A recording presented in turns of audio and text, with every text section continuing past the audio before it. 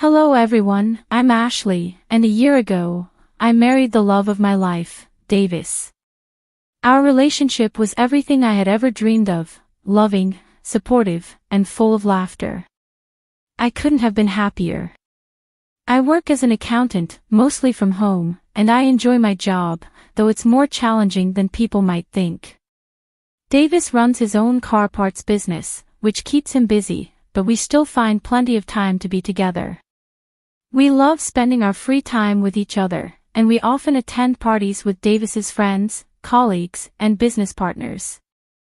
I always look forward to these gatherings and enjoy being a part of Davis's world. One sunny Monday morning, as I sat at our kitchen table sipping coffee and checking my emails, Davis walked in with a big grin. "Hey, beautiful," he said, giving me a kiss on the cheek. "Kevin's having a barbecue at his place. Thought we could go, have some drinks, and catch up with everyone. Are you up for it?" "Sounds perfect," I replied, already excited about it. We arrived at Kevin's house around 8 p.m.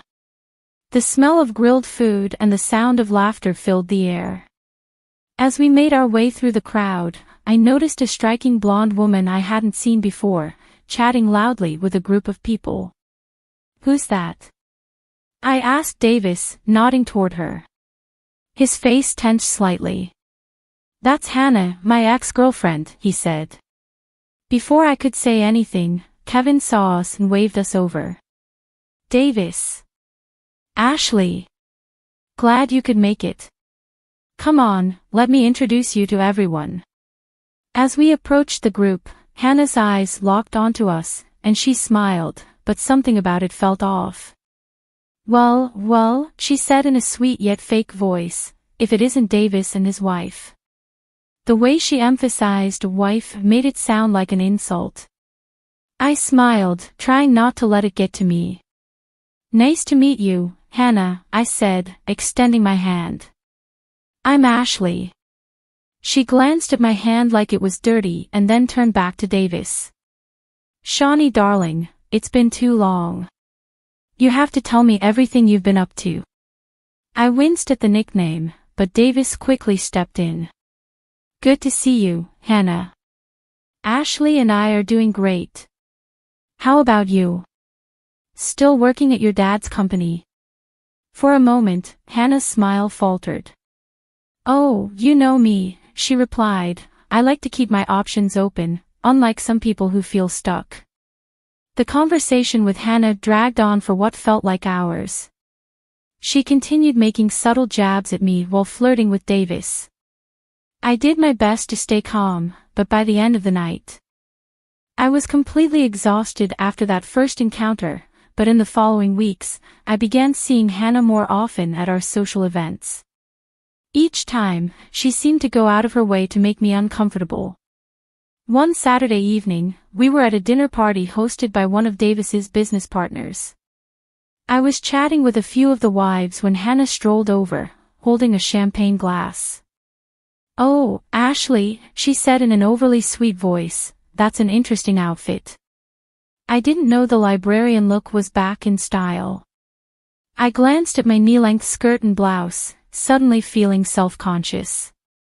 "I think it's appropriate for a dinner party," I replied, trying to keep my voice steady. Hannah laughed sharply. "Of course you do, sweetie. Not everyone can pull off high fashion like me." I bit my tongue, resisting the urge to point out that her dress looked more suited for a nightclub. Instead, I politely excused myself and went to find Davis. As the weeks went by, Hannah's behavior got worse. She began posting pictures from our gatherings on social media, always making sure to crop me out or hide my face. Her captions were thinly veiled insults about my appearance or personality. One day, while scrolling through my feed, I came across a particularly cruel post. Hannah had uploaded a picture of herself next to an unflattering one of me, with the caption, "Who do you think is a better match for Davis? Vote in the comments." My face burned with anger and embarrassment as I read the comments, most of which favored Hannah. At the end of the post, she added, "Looks like the people have spoken. Davis must be crazy to pick plain Jane over a beauty like me." That evening, when Davis got home, I decided it was time to bring it up. "Davis, we need to talk about Hannah," I said as he walked in. He sighed, loosening his tie. "What has she done now?" I showed him the post on my phone, and his face darkened as he scrolled through it. "This is unacceptable," he muttered. "I'll talk to her and tell her to take it down." "That's not enough," I said, my voice trembling slightly. "I want you to tell her to stay away from us. I don't want her at our parties anymore." Davis ran a hand through his hair, looking uneasy. "Ashley, I can't do that. She's the daughter of an important business partner. I can't just ban her from social events. So I'm supposed to just deal with her bullying me?" I asked, my voice rising. "Of course not," Davis said, pulling me into a hug. "I'll talk to her and make it clear that her behavior isn't okay, but you have to understand, I can't cut her off completely without hurting my business relationships." I pulled away, frustration building. "And what about our relationship, Davis? Doesn't that matter?" "Of course it does," he said, looking hurt. "You know you're the one I love. Hannah is in the past. I chose you, remember?" His words should have made me feel better, but I couldn't shake the feeling that this was just the beginning of our problems. As I lay in bed that night, a sense of unease settled over me. I couldn't shake the feeling that our perfect life was beginning to crack. In the weeks that followed, Hannah's behavior grew even bolder. At every party or gathering, she seemed determined to get under my skin and closer to Davis. One night, we were at a cocktail party hosted by one of Davis's colleagues. I had chosen a simple but elegant black dress, feeling confident and comfortable. That confidence quickly faded when Hannah walked in wearing a tight red dress that left little to the imagination. Her eyes locked on Davis, and she headed straight for us. "Davis, darling," she cooed, completely ignoring me. "You look absolutely stunning tonight." Before either of us could respond, she placed her hand on his arm and stroked it lightly. "Care to dance with me for old time's sake?" My blood boiled, but Davis gently pulled his arm away. "Thanks, Hannah, but I'm here with my wife. Maybe another time." As we walked away, I felt a small sense of victory, but it didn't last. Throughout the night, Hannah kept trying to make her presence known. I watched as she repeatedly attempted to get Davis alone, asking him about business or pretending to need help with something. To his credit, Davis turned her down every time, making sure I was included in conversations or returning to my side quickly. Still, the constant attention was wearing on both of us. The following weeks didn't improve. Hannah's attempts to interfere with our relationship became more frequent and blatant. She left flirty comments on Davis's social media, often hinting at their past. At parties, she would loudly reminisce about their time together, purposely excluding me from the conversation.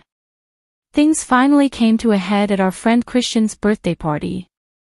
Hannah arrived late, wearing a dress more suited for a red carpet than a backyard barbecue. As soon as she walked in, she locked eyes with me and smirked. "Oh, Ashley," she called out, her voice dripping with fake concern. "Poor thing, didn't you get the memo? This isn't a library book club meeting." Laughter rippled through the crowd, and I felt my face burn with embarrassment. Davis, who had been talking with some colleagues, quickly came to my side. "That's enough, Hannah," he said, his voice low and angry. "You need to stop this childish behavior." Hannah widened her eyes in feigned innocence. "Why, Davis? I'm just trying to help. Someone has to teach your little wife how to dress for these events." Before Davis could respond, I suddenly felt something cold and wet on my clothes.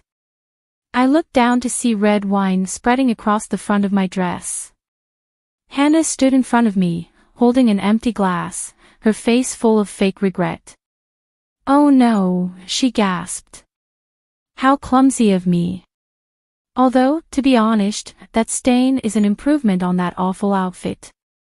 The party went silent, and everyone's eyes were on us. I stood there, humiliated and furious, but as I looked at Hannah's smug face, something inside me snapped. "You know what, Hannah?" I said, my voice steady and calm. "I'd rather wear this stained dress than spend another minute pretending to be civil with you. Your behavior is pathetic and embarrassing. If you'll excuse me, my husband and I are leaving," I said, turning to Davis, who was staring at Hannah in shock and disgust. "Let's go home," I added, and we headed for the exit. Behind us, I heard Hannah's shrill voice. "Davis, darling, don't go. Stay, and I'll take good care of you." Davis didn't even look back. He put his arm around me and said, loudly enough for everyone to hear, "The only person I want to be with is my wife. I want my wife to take care of me. Goodbye, Hannah." As we drove home in silence, I couldn't help but feel that a line had been crossed. Hannah had revealed her true self, and there was no going back. One sunny morning, Davis came into our bedroom with a serious look on his face. "Ashley, I have to go on a business trip," he explained. "It's important for the company. I'll be gone for about a week." I nodded, feeling a knot of unease in my stomach. "Okay. When do you leave?" "Tomorrow morning," he replied. Sorry for the short notice, it came up suddenly. I forced a smile. "It's fine. I understand your business is important." The next day, Davis left for his trip, and I found myself alone in the house. The week dragged on, and I kept busy with work to fill the silence. On Saturday evening, my phone rang, and to my surprise, it was Hannah. "Ashley, darling," she said, her sugary sweet voice coming through the phone. "I'm organizing a small get-together tonight, just a group of 8. I'd love for you and Davis to come." I hesitated. "Davis is out of town on business, actually." "Oh, what a shame," Hannah said, not sounding disappointed at all. "But you should still come. It'll be a great chance for us to bury the hatchet and start fresh. What do you say?" Every instinct told me to say no, but I was curious. "I'm not sure," I said hesitantly. "Oh, come on," Hannah pressed. "It's at MacArthur Place, you know the place, right? Very exclusive.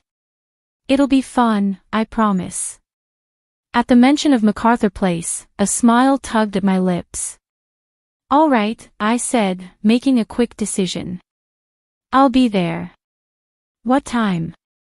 "Wonderful," Hannah exclaimed. 8 o'clock. Don't be late." At precisely 9 o'clock, I walked into MacArthur Place. I saw a group of Davis's friends, including Hannah, sitting at a table. For a moment, I thought things might go well, but as I approached, my heart sank. There was no place set for me at the table. Hannah stood up, her eyes gleaming with malice. "Oh, Ashley," she said loudly, her voice dripping with fake concern. "I'm afraid there's been a misunderstanding. You see, we're full up here, no room for extras." She twirled, showing off her designer dress. "This is a place for people who belong, Ashley. Beautiful, successful people. Maybe you should try the diner down the street. I hear they make a great hot dog." The table fell silent. Everyone looked uncomfortable, but no one spoke up. I laughed, genuinely amused by Hannah's pathetic attempt to humiliate me. "Excuse me," I said, turning to call for a staff member. "Could I speak to the restaurant manager, please?" The manager approached our table, polite and professional. "Is there a problem here?" he asked, looking between Hannah and me. Before she could respond, I smiled at the manager and said, no problem at all. I was just wondering if I could join this lovely group for dinner. The manager smiled kindly. Of course, madam. Let me get you a comfortable chair right away. As he hurried off, Hannah's face twisted in anger. Excuse me, I booked this table for 8 people. She wasn't invited, and there's no room for her here, Hannah snapped. The manager returned with a plush chair and placed it at the table. I apologize for the confusion, but madam has the right to sit wherever she wishes. She is, after all, the owner of MacArthur Place. A gasp went around the table. Hannah's mouth opened and closed, stunned, while Davis's friends looked at me in disbelief. Christian, one of his friends, finally spoke up, but Ashley, I thought you were an accountant. That's how Davis introduced you to us.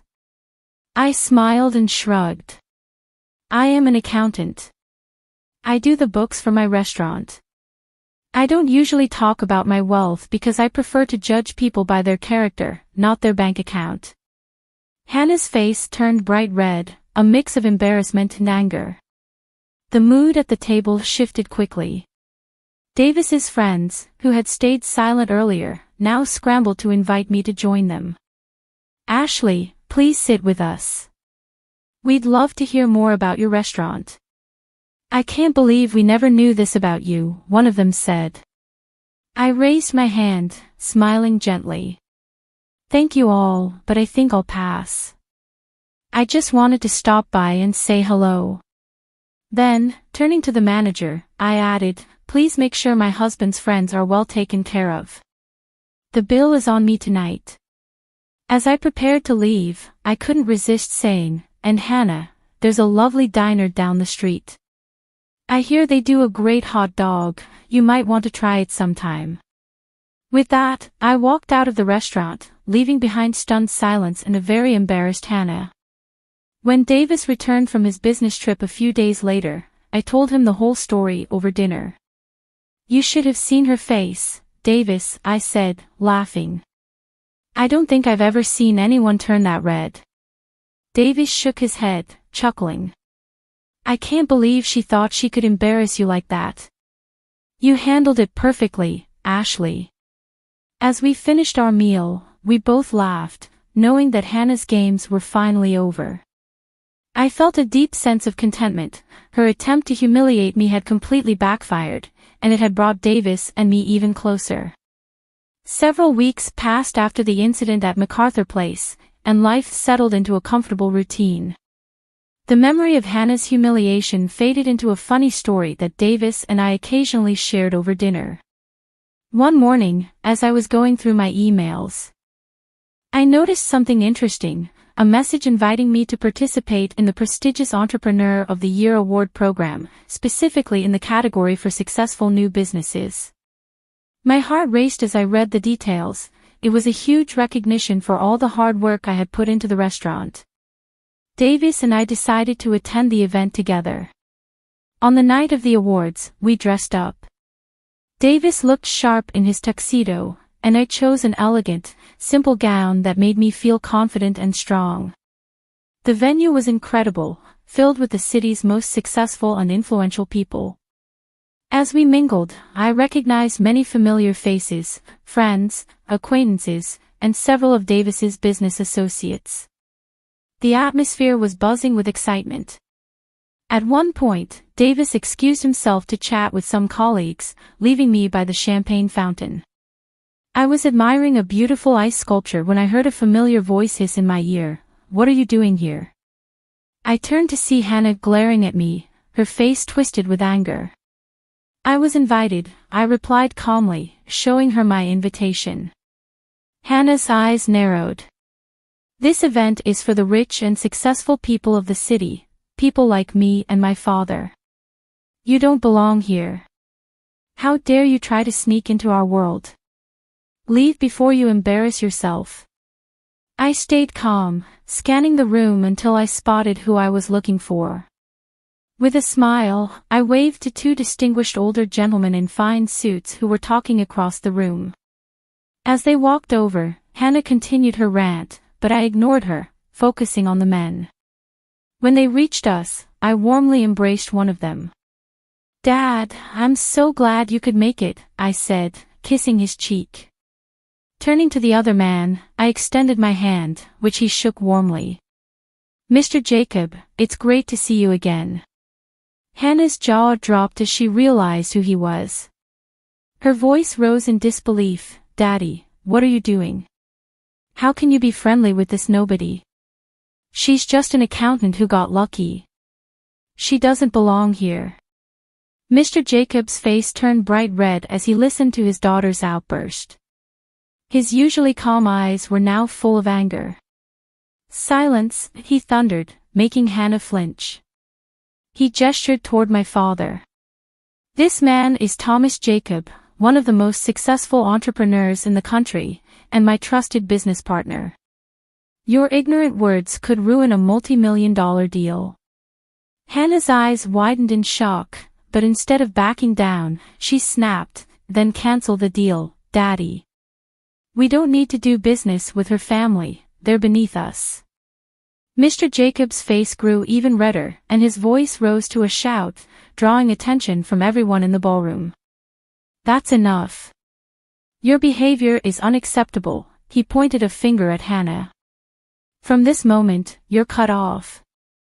No more allowance, no more credit cards, and consider yourself evicted from that fancy apartment you love so much."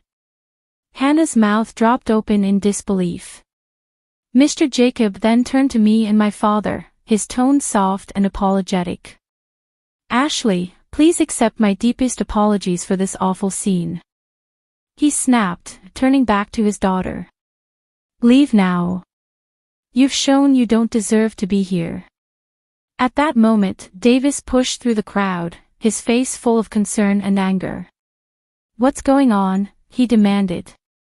Then, catching sight of Hannah, he shook his head in disgust. "I should have known. Now I remember why I broke up with you, Hannah. You never learned how to behave." Hannah's tough front finally crumbled, and tears began streaming down her face, smudging her mascara. "Daddy, please," she sobbed, reaching for Mr. Jacob's arm. "I'm sorry. I didn't know. Please don't do this." But Mr. Jacob brushed her off coldly. "I have business to discuss with my partners," he said, turning his back on her. "Goodbye, Hannah."